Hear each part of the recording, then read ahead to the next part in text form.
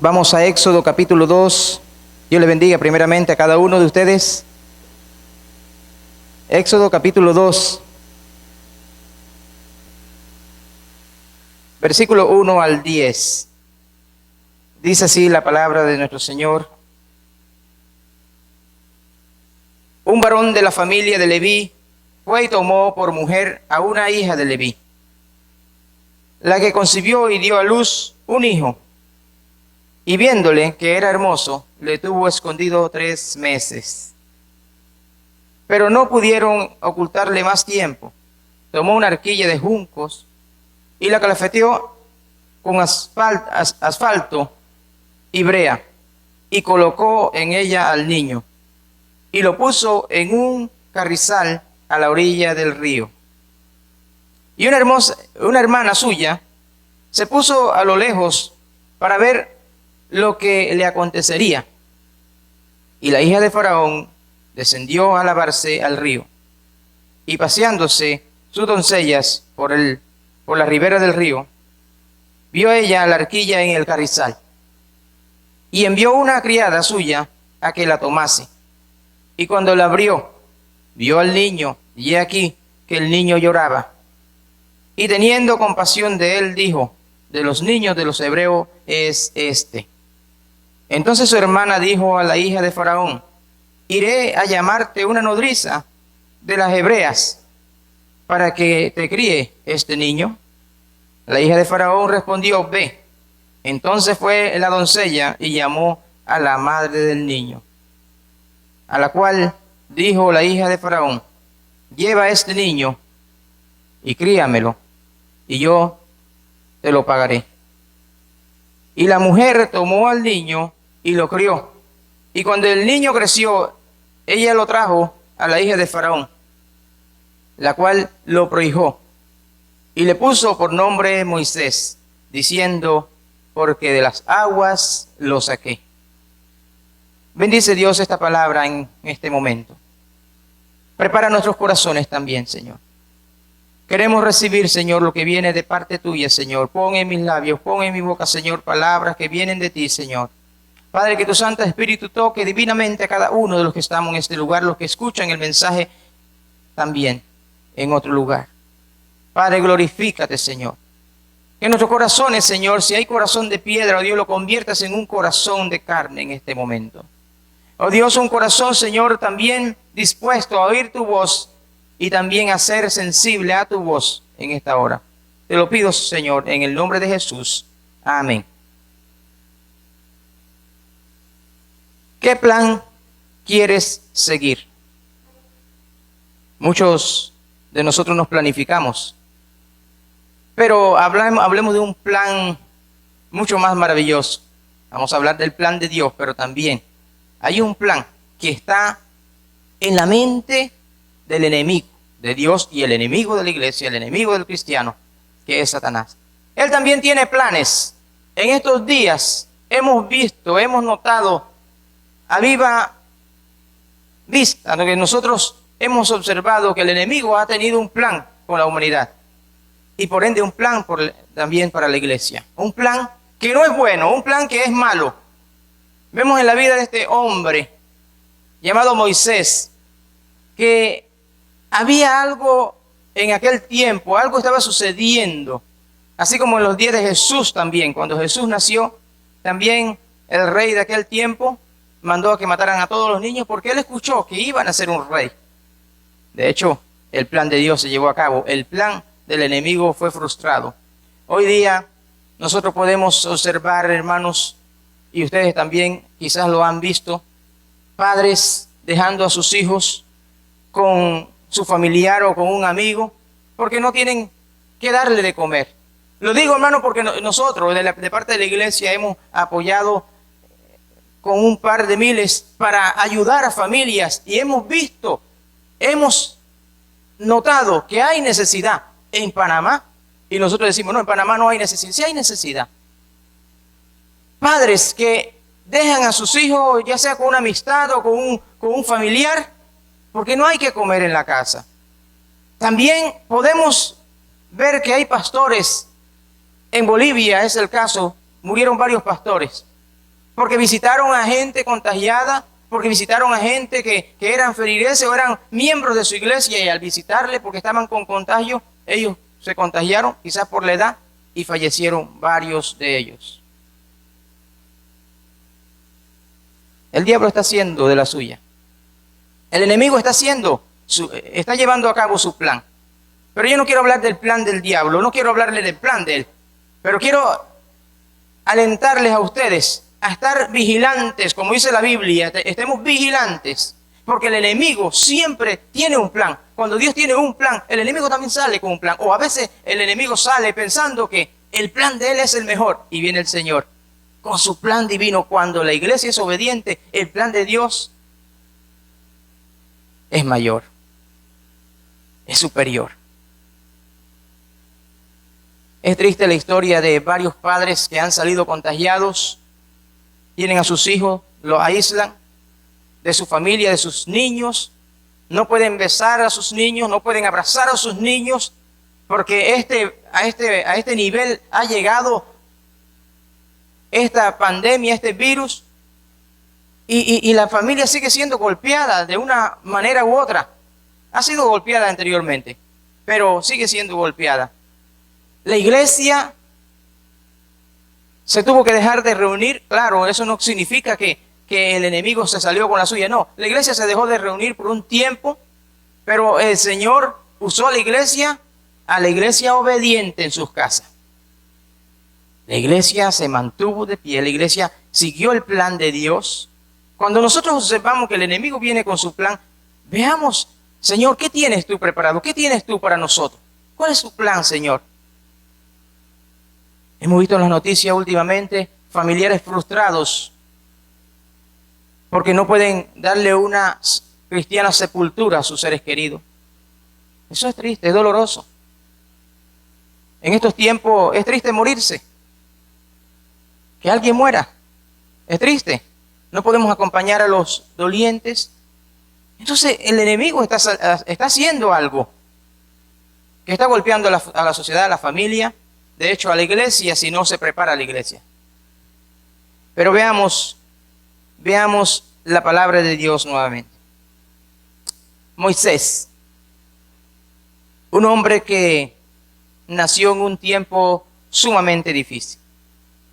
La Biblia dice que el faraón pidió que mataran a todos los niños varones. Moisés tuvo interrupciones para que el plan de Dios se cumpliera.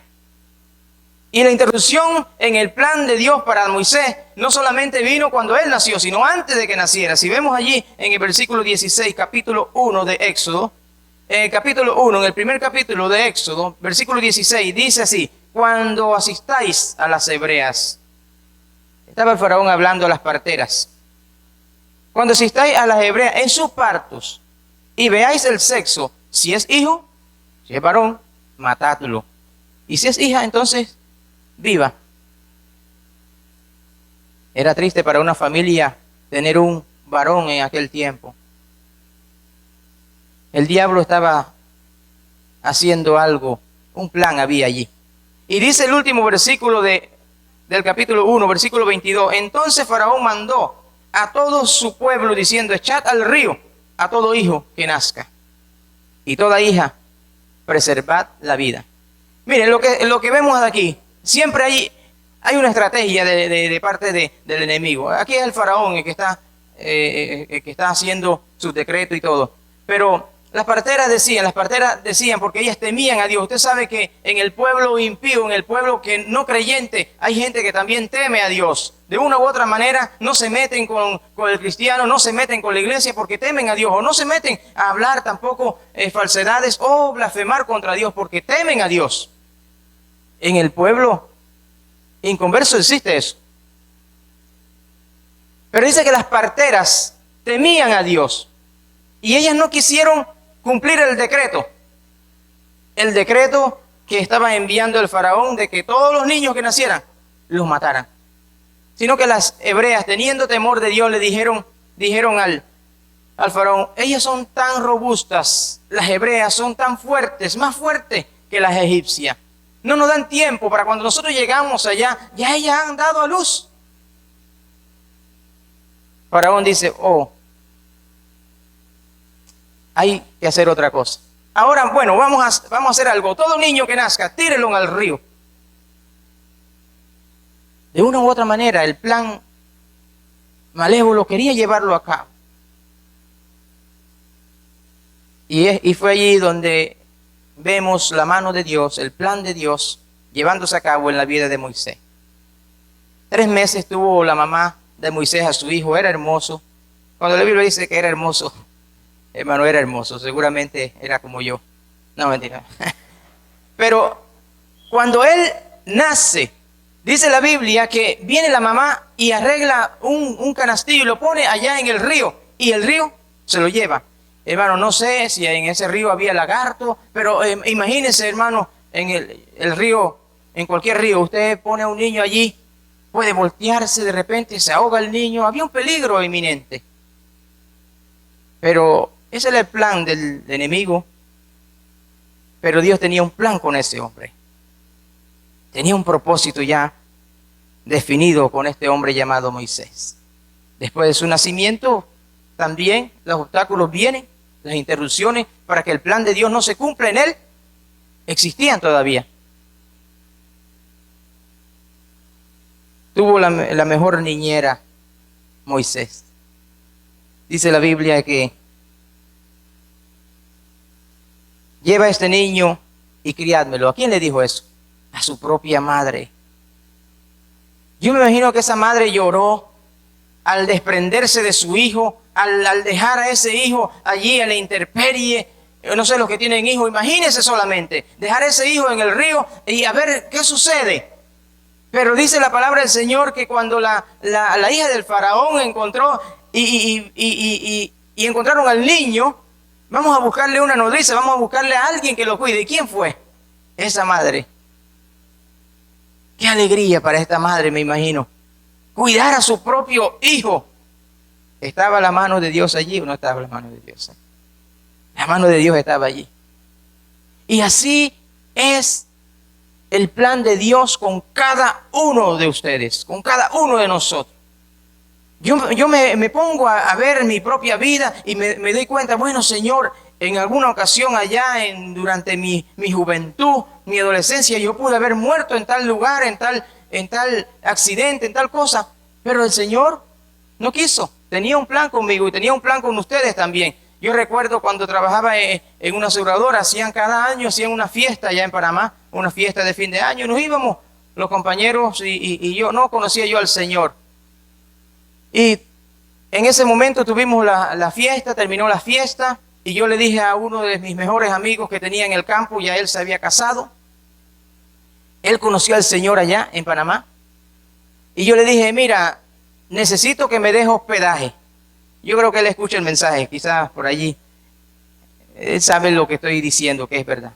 Y yo le dije, necesito que me des hospedaje porque yo en Panamá, yo soy un campesino, hermano, que aún sigo siendo un campesino que no me gusta la capital. Me disculpan los capitalinos, pero no me ha gustado nunca. Y entonces él me dijo, cuando sales de allí, tomas el bus que dice esto y esto. No me acuerdo qué tenía que decir el bus. Tomé el bus, creo que pasada la medianoche. Me había ganado un cubrecama en la fiesta y me recosté allí y me dormí. Cuando yo desperté,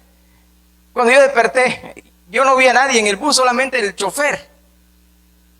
Y entonces yo me puse a pensar, bueno, Señor, yo me tenía que bajar en tal lugar. Dice, no, yo estoy parqueándome ya voy a dormir. Ya yo dejé a todos los pasajeros. Usted se durmió. Hermano, fue algo tan terrible porque yo no sabía ni dónde estaba. Yo no sabía para dónde agarrar. Aquí la única manera es tomar un taxi y con la dirección de mi amigo irme en un taxi. No sé ni cuánto me cobró el taxi, ni recuerdo. Quizás cuando me acuerde me da dolor todavía.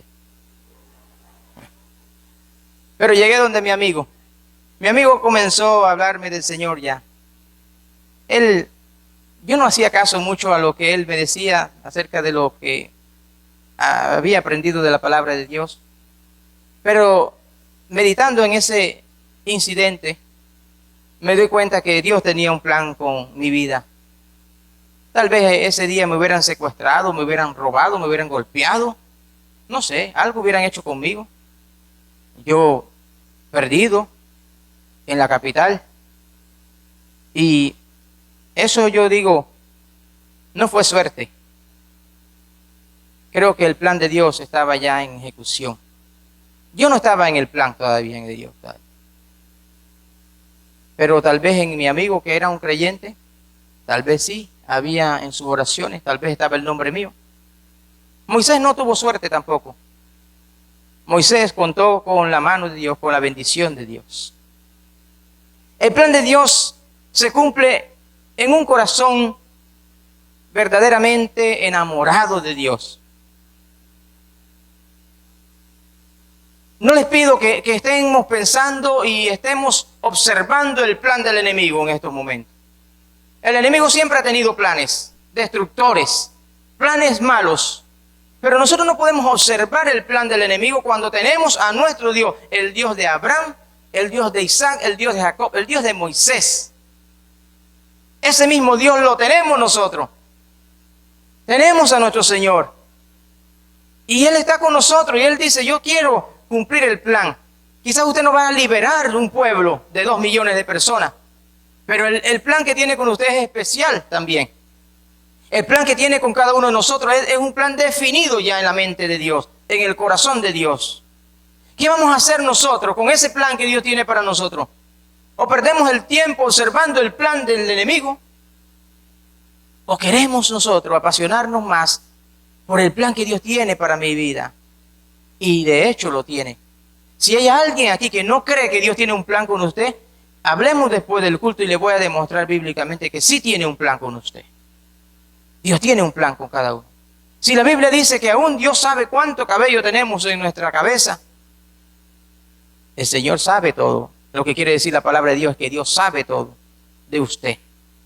Él conoce todo de usted. Moisés tenía muchas letras. Lo que quiero decir es que Moisés tenía mucho intelecto. Estaba en Egipto. Egipto no era cualquier lugar ahora mismo. En ese tiempo, perdón. En ese tiempo Egipto era Egipto. Era, no sé, la potencia mundial, era quizás el imperio más poderoso, habían quizás las mejores universidades, escuelas. Moisés estuvo estudiando allí. Pero la Biblia no se concentra en decir, no, bueno, Moisés tenía tantos posgrados, tenía tantos títulos. No, la Biblia no menciona eso. La Biblia habla del corazón de Moisés. La Biblia habla de la disposición de Moisés. La Biblia habla de la perseverancia de Moisés. Porque fue perseverante con un pueblo terco, con un pueblo que no quería oír la voz de Dios, que un pueblo que no quería obedecer a Dios. Pero la Biblia sí no menciona de cuánto amaba a Dios, amaba a Moisés, a Dios. Claro, él humanamente, como cada uno de nosotros, también tuvo sus frustraciones. Pero Moisés tenía tal vez mucha letra, pero tenía principalmente un corazón de un verdadero hebreo. Él sabía quién era su Dios. ¿Sabe usted quién es su Dios? Quisiera que se fuera claro en esta mañana quién es su Dios. Nuestro Dios, como yo le pedí a los músicos de esta canción, Dios incomparable. Ese es nuestro Dios incomparable. ¿Quién es su Dios? ¿Quién es su Dios? Ese Dios incomparable. El Dios que abre el mar. El Dios que hace que se prenda un matojo, una mata, y no se consuma. Y no se consuma. Ese es nuestro Dios. ¿Qué enseñanza tienes? Porque mucha gente terca en estos tiempos todavía. En estos tiempos dicen, bueno, es que yo nací en tal religión y sigo esa religión hasta que me muera. Usted tiene una religión y sigue teniendo una religión. Usted se va a morir con religión, pero sin Cristo y sin salvación. Porque vamos a morir, muchas personas van a morir sin Cristo. Porque dirán, tengo una religión ya. Tengo un Dios. Pero no es el Dios vivo. ¿Quién es tu Dios? Vuélvese a Dios Y no le digo esto para que usted nazca de nuevo. Vuélvese a Dios, es que quiero decir genuinamente, sinceramente, como lo hemos predicado anteriormente ya. Para la iglesia se aplica la misma medicina, la misma dosis. ¿Tiene Dios un plan con la iglesia? Por supuesto, estoy convencido completamente que Dios tiene un plan con la iglesia. Principalmente Dios ha hablado a la iglesia en estos tiempos. Yo me acuerdo, hermano, cuando empezó esto. Nos reuníamos debajo del palo de mango, porque ya no se podían congregar cierta cantidad de personas. Nos reuníamos debajo del palo de mango. Recuerdo bien los rostros de ese lugar, hermano. Que cuando el Señor venga, yo quiero que esos sean los primeros que yo vea allí en las nubes con nosotros también. Hermano, la iglesia está pasando. Tal vez el trapiche, no sé si Astrid pueda. La iglesia está pasando por una prueba grande. La iglesia está siendo probada. Hoy, en realidad, se reconoce sinceramente quién es la iglesia, cuál es la iglesia del Señor. Estaba escuchando los testimonios de los jóvenes en el intermedio del culto de la mañana. Que se proclamó por allá un cantante de música cristiana, cantaba música y se proclamó por allá que ahora es gay. Y salió por allá otro que también ahora dice que es gay. Eso está pasando.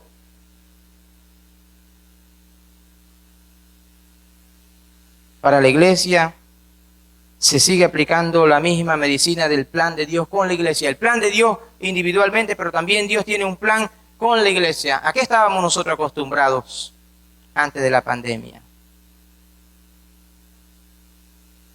A la rutina. ¿Estábamos comprometidos con Dios de verdad? Ahora mismo Dios también nos prueba y quiere compromiso sincero de parte nuestra. Es lo que Dios espera. Estábamos acostumbrados a programas, tantos programas. Me hablaba con un pastor amigo mío, muy buen amigo mío, mayor que yo, me lleva el doble, pero es un buen amigo mío. Y me dice, pastor, ahora después de esto yo voy a olvidar los programas en la iglesia. Porque la iglesia estaba llena de programas. Muchas iglesias han despertado. Estamos con deseo de reunirnos. Estamos con deseo de bautismo. Estamos con deseo de compartir la cena del Señor. Hay allí sinceridad, hay ahora despertar en la iglesia que ama y teme al Señor sinceramente. Pero la iglesia relajada, la iglesia fría, también el Señor va a probar eso. Ya comenzamos el desierto. En otras palabras, hermano, ya nosotros comenzamos el desierto. El desierto comenzó. El Señor sacó al pueblo de Israel, de Egipto. Estaba en esclavitud. Nosotros estamos comenzando el desierto, se puede decir. Yo digo, estamos comenzando el desierto. ¿Por qué? Porque ahora vamos a tener, no consecuencias, sino ya tenemos algunos resultados de esta pandemia que ha quizás interrumpido la comunión, ha interrumpido muchas cosas dentro de lo que es la iglesia o dentro de la vida social también, dentro de la vida. Nosotros tenemos que cuidarnos cuando vamos al súper, tenemos que cuidarnos cuando vamos a la iglesia, tenemos que cuidarnos de muchas cosas, tenemos que hacer y cumplir los alineamientos. Y todo eso son cambios que a los que no estamos acostumbrados, tenemos que hacerlo. Pero comenzamos el desierto. El desierto no le gusta a nadie. Es frío de noche. Nunca he estado en un desierto de noche. Yo quisiera experimentar eso algún día. Yo soy friolento, hermano, pero quisiera experimentar una noche nada más, una noche, para ver qué tan frío. Parece que es muy frío en la noche. Ya en el día yo me imagino, hermano, porque vivimos en Panamá. En el día yo me imagino de lo caluroso que es. El desierto no es agradable para nadie. Pero estamos en el desierto, tal vez Dios nos está enseñando. Es posible que el desierto haya comenzado antes, pero depende de usted, no depende de Dios, sino depende de usted. Porque dice la Biblia que el pueblo de Israel salió de Egipto, de esa esclavitud. Y durante el tiempo que estuvo allí, cuando comenzaron el peregrinaje, se estaban quejando ya. Había queja. Y a eso me llevó a estudiar este pasaje, hermano.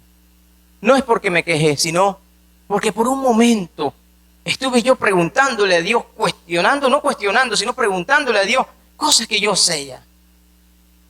Y le preguntaba al Señor, Señor, ¿por qué está pasando esto, Señor? No reclamándole, hermano, gracias a Dios que no he caído en eso. Pero le preguntaba al Señor. El desierto ya comenzó para cada uno de nosotros. Depende de su obediencia. Depende de usted cuánto tiempo va a estar en el desierto. Usted sabe que el pueblo de Israel pudo haber cruzado el desierto en 2 o 3 meses solamente. El pueblo de Israel, la travesía desde Egipto hasta Canaán, hasta la tierra prometida, solamente le tomaba 2 o 3 meses. Pero dice la Biblia que dieron tantas vueltas y no salían nunca por 40 años. Pero no porque Dios quiso. Quizás alguna interpretación diga, no, Dios quiso que estuviera los 40 años, pero la obediencia de ese pueblo, si hubieran sido obedientes, Dios lo hubiera sacado con mayor rapidez. Depende de nosotros, depende de usted, no de Dios, depende de usted. ¿Cuánto tiempo usted pasará en ese desierto? O pasa años, o pasa meses. Yo creo en la obediencia. Yo creo en un corazón obediente. A veces tenemos motivos para dudar. Y a eso también me refiero en este sermón. No dude nunca de Dios. Cuando falten las fuerzas, cuando falten ya las ganas, cuando falte ya el ánimo, como dice la canción, nunca te abandonaré, Señor. Termino con esta ilustración, porque le decía a los hermanos que yo extraño cada vez que vengo al culto a los niños. Extraño a los niños aquí en la iglesia. Extraño mucho a los niños porque los niños siempre están, aunque están haciendo bulla, aunque estén pintando las paredes, no importa, las pinturas se puede comprar, hermano, pero los niños no se pueden comprar. Los niños hacen falta en los templos. Ahora mismo no pueden venir a los templos por el protocolo y todo eso, y vamos a respetar eso, pero extrañamos a los niños. Y me lleva a recordar una ilustración de una maestra de escuela dominical. Los que son maestras de escuela dominical entenderán que los niños hacen preguntas, los niños dicen cosas que uno no se espera tampoco. Había una maestra que estaba enseñando a los niños en escuela dominical acerca de la historia de Abraham y el sacrificio de su hijo.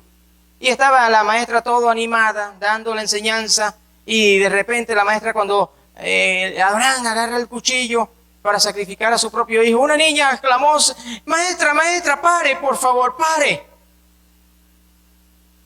No quiero que siga.